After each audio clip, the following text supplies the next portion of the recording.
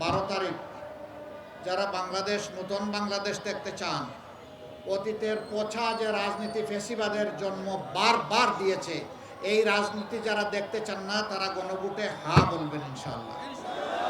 কিসে পড়বে গণভোটে? গণভোটে হা মানে আজাদি, না মানে গুলামি। আজাদি না গুলামি? আজাদি না গুলামি? দ্বিতীয় ভোট ওই পচা ব্যবস্থার পক্ষে এখনো যারা সন্ত্রাস করে, চাঁদাবাজি করে, ওদের হাতে আর দেশ যাবে না ইনশাল্লাহ। সারা বাংলাদেশে এখন জোয়ার শুরু হয়েছে, সেই দুয়ারে একদল লোকবিত সন্ত্রস্ত হয়ে এখন কি করবে এটা খুঁজে পাচ্ছে না। আজকে মিথ্যাচার, মিথ্যা প্রপাগান্ডা, এখানে হামলা ওখানে হামলা, এবং আমার একজন সহকর্মীকে শেরপুরে 4 দিন আগে খুন করা হয়েছে, আপনারা জানেন। আমি আজকে সেখানে গিয়েছিলাম, তার কচি বাচ্চাকে যখন তুলে নিয়েছে আমার বুকে মুখে কোনো ভাষা ছিল না। এরা কত বেপরোয়া, একটা ক্ষমতার জন্য পাগল হয়ে গেছে। পাগল হয়ে লাভ নাই। মাঘ মাস, মাথা ঠান্ডা রাখো, চৈত মাস আসতেছে, তখন গরম করবে। এই মাঘ মাসে মাথা গরম করে লাভ নেই তো।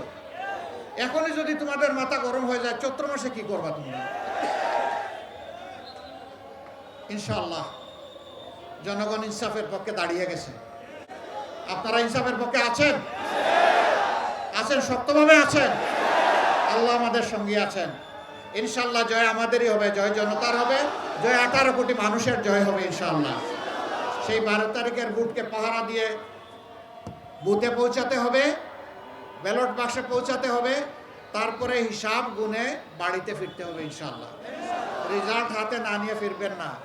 কোনো বুথ ডাকাতকে আর ডাকাতি করতে দেবেন না, জালিয়াতকে জালিয়াতি করতে দিবেন না, ইঞ্জিনিয়ারকে ইঞ্জিনিয়ারিং করতে দিবেন না, মেনুবারিং যারা করেছে তাদেরকে মেনুবারিং করতে দিবেন না ইনশাআল্লাহ। যুবকরা সজাগ আছো? শিওর? সবাক? ইনশাআল্লাহ আমরা রুখে দেব সমস্ত অপকর্ম ইনশাআল্লাহ।